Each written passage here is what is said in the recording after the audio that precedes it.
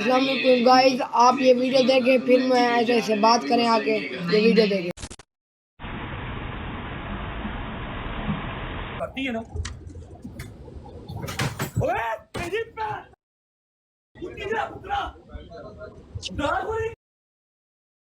تو جیسا کہ آپ نے دیکھا کہ رجب بھٹ پہ یو کے میں حملہ ہوا ہے.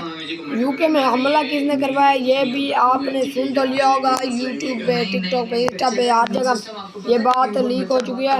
رجب کے کچھ وائس میسیج بھی لیک ہو چکے ہیں کہ رجب پر یو کے میں حملہ ہوا. افریقن کالا، کوئی کالے جسے کہتے ہیں نا کالے، وہ آیا. اس کے ہاتھ میں ایک تھی کین کی بوتل، کین تھی، اور دوسرا اس کے ہاتھ میں تھا نائف یعنی چاقو. اس کا پلان یہ تھا کہ سننے میں آ رہا ہے کہ اس کا پلان یہ تھا کہ جیسے ہی کوئی اس کے آگے آئے گا پہلے وہ کین کی بوتل پھینک کے مارے گا، پھر وہ جا کے اندر رجب بھٹ پہ چھری جو ہے نا، چھری اس سے حملہ کرے گا.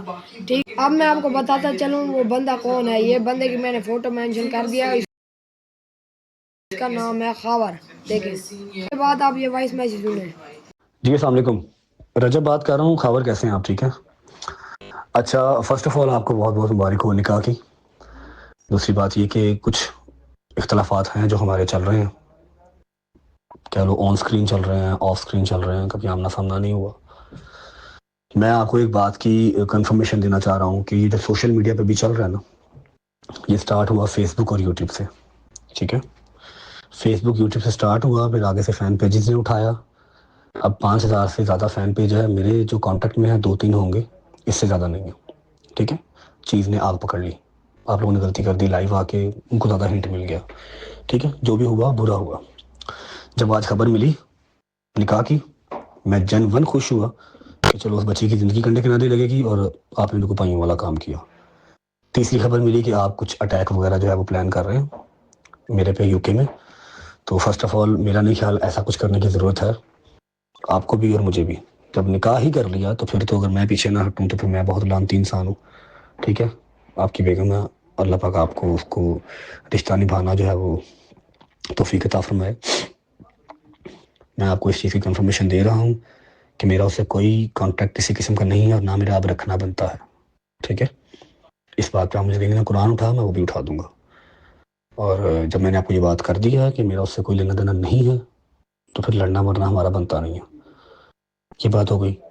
اس کو اگر آپ سمجھیں کہ میں کوئی ڈر کے کہہ رہا ہوں تو یہ آپ نے بالکل نہیں سوچنا.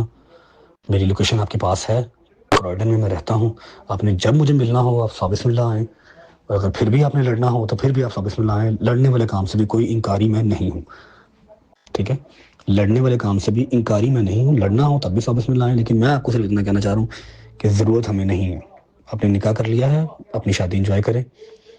لڑنے مرنے کی ہمیں جو ہے وہ مزید ضرورت نہیں ہے. سوشل میڈیا پہ جو میرے پیجز ہیں، میں نے ان سب کو اکیلے کو میسج کیا ہے کہ اس کام سے گریز کرو، چھوڑ دو. آج جب نکاح کا پتہ لگا تو جو 1-2 میرے تھے، میں نے ان کو بھی کہہ دیا کہ یار نہیں کرو.